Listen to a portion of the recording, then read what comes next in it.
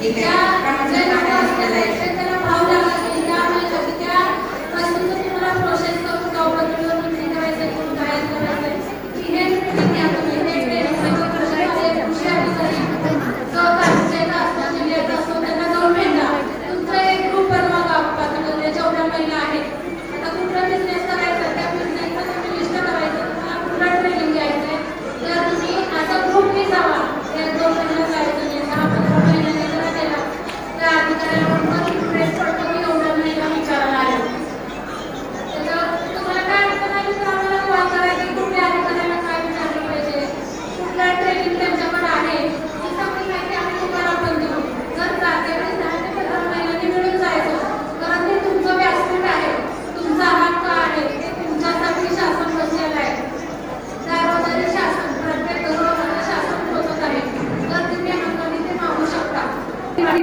स्वयं शिक्षण प्रयोगाअंतर्गत काही कार्यक्रम राबवून त्या ठिकाणी काही महिलांची प्रतिक्रिया घेणार आहोत. तर नमस्कार मॅडम, आज आपण या ठिकाणी जो स्वयं शिक्षण प्रयोगाअंतर्गत कार्यक्रम घेतलेला आहे तर याच्याबद्दल तुम्ही थोडीशी माहिती सांगू संस्थे स्थापन कोणाची आहे किंवा संस्था या ठिकाणी आली कोणामार्फत आली आणि त्याबद्दल नमस्कार, मी श्यामल गुरु. स्वयं शिक्षण प्रयोग ही संस्था 1993 पासून सुरुवात झालेली आहे. ज्यावेळेस फुलारीला भूकंप झाला तेव्हापासून ही संस्था गाव पातळीवर कार्यरत आहे. महाराष्ट्रामध्ये 7 जिल्ह्यामध्ये आहे, राज्यामध्ये बाहेर संस्था काम करते. ज्या तळागाळातील महिला आहेत ज्या गरीब गरजू महिला आहेत त्या महिलांकडे जाऊन ही संस्था काम करते. ते महिला त्यांच्या पायावर उभं राहायला पाहिजे, पुढे गेलं पाहिजे. वेगवेगळ्या ह्याच्यामध्ये कसं बाहेर महिला पडल्या पाहिजे प्रकल्पाला गाव पातळी महिला घडल्या का महिला वेगवेगळ्या प्रकारे ट्रेनिंग देतो महिलांना. प्रत्येक जिल्ह्यामध्ये हा प्रोग्राम्स असतो. सोलापूर, लातूर, उस्मानाबाद, नांदेड, वाशिम, आता पुण्यामध्ये पण केलेलं आहे स्वाभिमान प्रकल्प. वेगवेगळ्या प्रकारे आम्ही महिलांना उद्योजक प्रशिक्षण देतो. मार्केटिंग म्हणजे जेवढं मदत होईल आम्ही त्यांना मार्केटिंग पण करून देतो. महिलांना प्रवृत्त करतो की मार्केटिंग कसं केलं पाहिजे. ज्या महिला व्यावसायिक असतात त्यांना मार्केटिंग प्रश्न पडतो की मार्केटिंग कसं केलं पाहिजे. ते मार्केटिंग कसं केलं पाहिजे, मार्केट कुठं आहे ते उपलब्ध करून देतो. म्हणजे आम्ही त्यांना मार्केट करून देतो ते कसं केलं पाहिजे. मार्केटिंग होऊ शकते महिलांमध्येच आहेत, गावामध्येच आहेत. 10 दिवस मी उद्योजक व्यवसाय प्रशिक्षण दिलं. तर याच्यामध्ये मला असं जाणवलं की महिला व्यवसाय करण्यासाठी तयार आहेत पण फक्त त्यांची जी मानसिक प्रवृत्ती होतं ते त्यांना तयार करण्याचं मी प्रशिक्षणाच्या माध्यमातून काम केलं.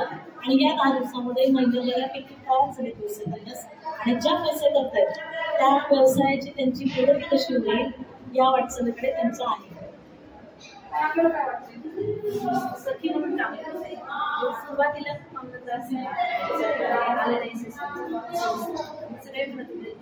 गव्हर्नमेंट मान्यता त्यावेळेस खूप चांगला त्रास आहे. आम्ही सगळ्या महिलांना सांगितलं नाही असं मोबाईलवरती व्हिडिओ टाकत माझे मिस्टर सुद्धा म्हणत होते की नाही याच्यात ते बँकपासून आधार कार्ड पैसे कट होतील असं ट्रेनिंग दिलं. आणि त्या 2 दिवसाच्या ट्रेनिंगमध्ये 3,000 माहिती दिलं. आणि त्या व्यवसायात असं तिला येत नव्हते काय मग त्यांना त्या दिवसाचा पुन्हा रोजगार दिला. रोजचा 200 रुपये तर महिला जमा होती. असं ज्या गरजू महिला त्या पण ट्रेनिंग दिलं आणि त्यांना रोजचा नाश्ता पण दिला आणि व्यवसाय कसं करायचा ते पण सांगितलं. आणि व्यवसायाविषयी मार्गदर्शन सांगितलं. व्यवसाय आहे माझा व्यवसाय पारंपरिकच आहे, बांगडी व्यवसाय. पारंपरिक व्यवसाय खूप चांगला चालतो. तर आज एवढं संस्थेने जी महिलांसाठी राबवण्यात आलेलं आहे याचा नक्कीच घडतील. त्या 2000 काय काय महिन्यांनी काय केलं 2000 शेवट तेवढ्या ह्याच्यात सुद्धा त्यांनी हे केलं चालू केला व्यवसाय सुरू केला आणि महिला पुढे आल्या बोलायला लागल्या स्टेज डायरेक्ट वाढलं पडलं. आपल्याला काय वाटतं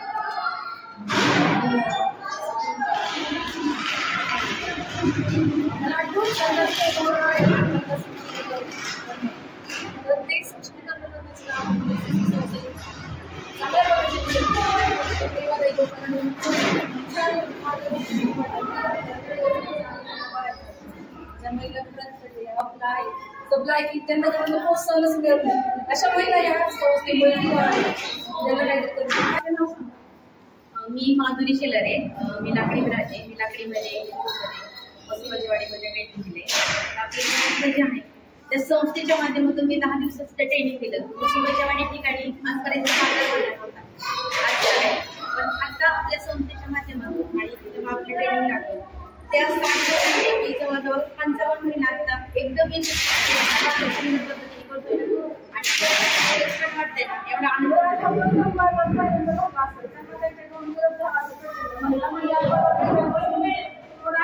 गोष्ट असते. मला काय वाटतं म्हणजे काय झालं होतं पहिल्यांदा झालं पण नंतर त्या महिन्याने जे काही आणलं होतं कोणी अंडी आणली होती, कुणी पापड आणलं होतं आणि विशेष म्हणजे तिथं चुलीवरचा वडापाव आजच्या महिन्याने फक्त 500 मुलांना आज त्या 20,000 प्लस आणि जवळपास आतापर्यंत आमच्या 60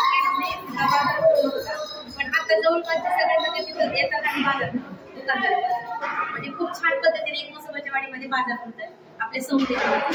मला खूप छान अभिमान आहे आमच्या संस्थेचा की संस्था एवढ्या चांगल्या पद्धतीने आणि अगदी तळागाळातल्या महिलांपर्यंत पोहोचून आणि म्हणजे आता म्हणतात म्हणजे डोक्यावर पाणी तोंडात साखर अशा पद्धतीने म्हणजे खरंच संस्था खूप छान काम करते. आणि त्या संस्थेत गुरु मॅडम असतील, सर असतील, त्यांचं आम्हाला वेळोवेळी मार्गदर्शन करते.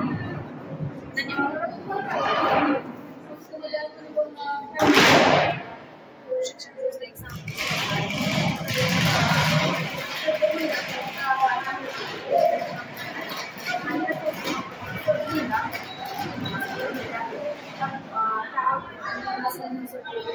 अशामध्ये एक मॅडम आणि या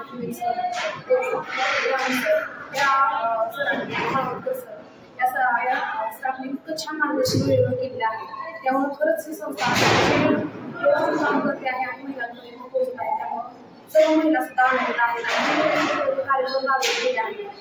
त्याच्यामध्ये संवाद मेळावा वगैरे अशा कार्यक्रम घेतले किंवा तिथं सुद्धा महिलांमध्ये छान प्रतिक्रिया दिल्या आहेत. आणि खरंच या संस्थेविषयी इतकं समाधान म्हणजे करावं असं वाटतं की जेवढं कौतुक करावं तेवढं कमीच.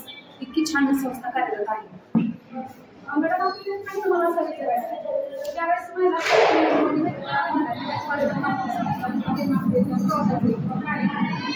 तुम्हाला काय वाटतं महिलांना बघा म्हणजे सुरुवातीला आम्हाला प्रॉब्लेम आले नाही का गरुडा प्रश्न येतो तुम्ही बँकेचं पासबुक देत आहे मग आपल्या बँकेला पैसे कट होतील त्याला कोण जबाबदार आहे. पण सुरुवातीला आम्ही का सुरुवातीला महिलांना मी गेले 7 वर्ष संस्थेत काम करते तेव्हा पण मला असाच विरोधात होता. पण लाडकी बहीण आता आले पण त्याच्या अगोदर आम्ही स्वतः म्हणजे तळागाळातल्या महिलांकडे जाऊन आम्ही स्वतः अकाउंट काढले आणि त्या अकाउंटमध्ये सगळ्यांनी आमच्या पैसे टाकले. म्हणून हा विश्वास होता आम्हाला संस्थेबद्दल की संस्था 1ही रुपयाचा फ्रॉड न करता अगदी म्हणजे सगळ्यांचा मोबाईलला शिष्यवृत्ती म्हणून आपण 2-2 हजार रुपये लेडीजला देतो. त्या शिष्यवृत्तीतून लेडीज म्हणजे कुणाचे थोडे का होईना त्या जे आता जे कार्य करतात जे व्यवसाय चालू करतात त्यांना खरंच ते 2-2 हजार रुपये एवढे वाटतात ना की त्यातून ते खरंच एकदम चांगल्या पद्धतीने उद्योजका झाले जातात.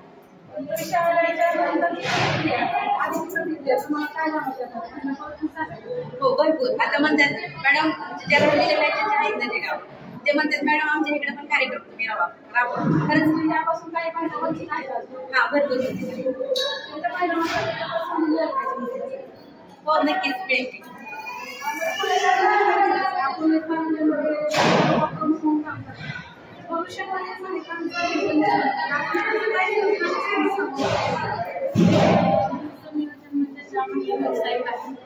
पुढे कसं केलं पाहिजे वाढ कसं केलं पाहिजे आणि त्यांची काय गरज आहे गावामध्ये कोण व्यवसायामध्ये असेल कुठली त्यांची गरज आहे ते गरज बघून